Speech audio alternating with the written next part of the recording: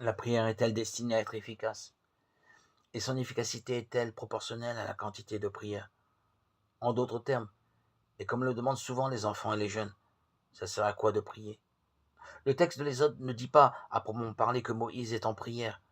Quand il tient levé le bâton de Dieu, le peuple d'Israël est victorieux. S'il le baisse, les ennemis prennent le dessus. Depuis les origines de l'Église primitive, dès sa naissance, cet épisode a été interprété comme montrant la nécessité de prier sans baisser les bras, sans relâche, dira l'apôtre Paul à 1 Timothée 5, 17.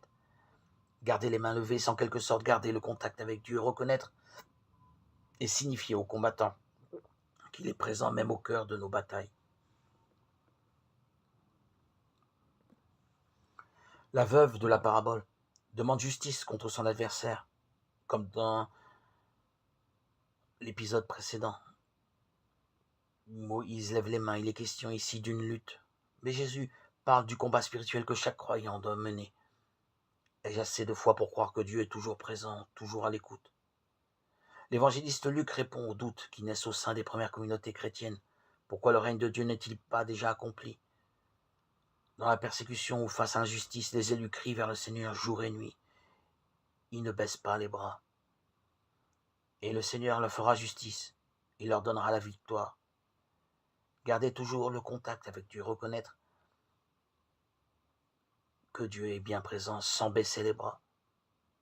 Croire est un combat car la foi repose sur le doute. On ne peut prouver l'existence de Dieu. Telle est la liberté laissée à l'homme, splendide et à la fois terrible. Le Seigneur se tient près de nous, maintenant et à jamais. L'apôtre Paul nous exhorte à proclamer la parole à temps et à contre-temps. Voilà donc deux pistes pour répondre à la dramatique question que pose Jésus à la fin de l'Évangile. Le Fils de l'homme, quand il viendra, trouvera-t-il la foi sur la terre? Mais sachons surtout que nos rassemblements,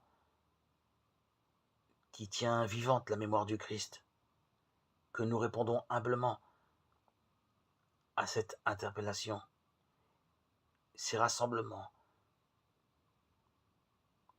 permettront à notre foi d'être toujours nourrie. Un chrétien ne peut pas vivre seul ou être seul, isolé. Il lui faut une communauté, une assemblée. Et ainsi, lorsque le Seigneur reviendra, lorsque le Fils de l'homme arrivera, il nous trouvera tous rassemblés dans la foi,